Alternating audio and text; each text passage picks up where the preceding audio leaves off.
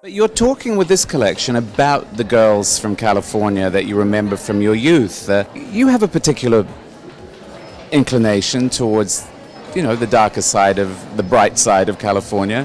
So I'm wondering whether the elements that you're bringing back from your youth into this collection are a kind of reflection of that. There's absolutely kind of no darkness, I think, in this collection. There's no edge almost. I'm thinking of pure, joyful, spirited, and when I say mountain girls, there was this school, there was this Camp Nelson, that was up in the mountains, and those kids had to be bussed in specially, and when it snowed too heavily, they were stuck up there. They would come down, and they were like gods. They were all these beautiful specimens of teenagedom.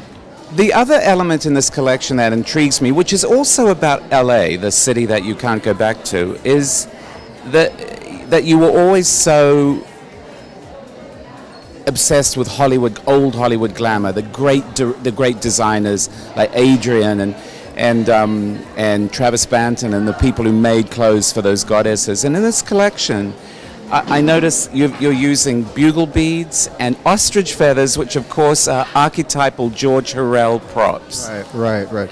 We had the bugle beads custom made in Murano because they're extra long, because I like to exaggerate everything and to make everything like oversized, like an American would. So I'm kind of taking these Hollywood tropes and kind of dragging them through the Belle Epoque of Paris that I was always fascinated with too, and kind of doing an American's blunt interpretation of everything, kind of reducing them and simplifying them. And almost, I realize that, I kind of make cartoons out of things a lot of times because I like to simplify and kind of get to the point.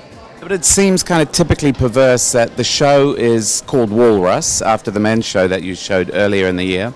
The notion of this creature that is not really comprehensible to us, this strange, kind of slightly alien being, that you're building this world around for this particular show. When I'm making clothes, I'm trying to think what makes sense to me right this minute without thinking of references from the 90s or I'm talking about references from my youth, but I'm also thinking of myself in the greater context of the universe and eternity, which sounds very lofty.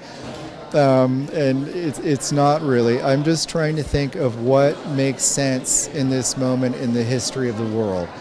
And it's not like I really am qualified to tell us. I'm just providing a few options that I think make sense to me and that just feel right.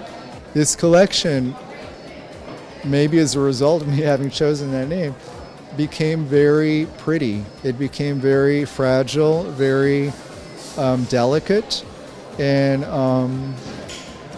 very confectionery. And I've never gone quite this far with confection before.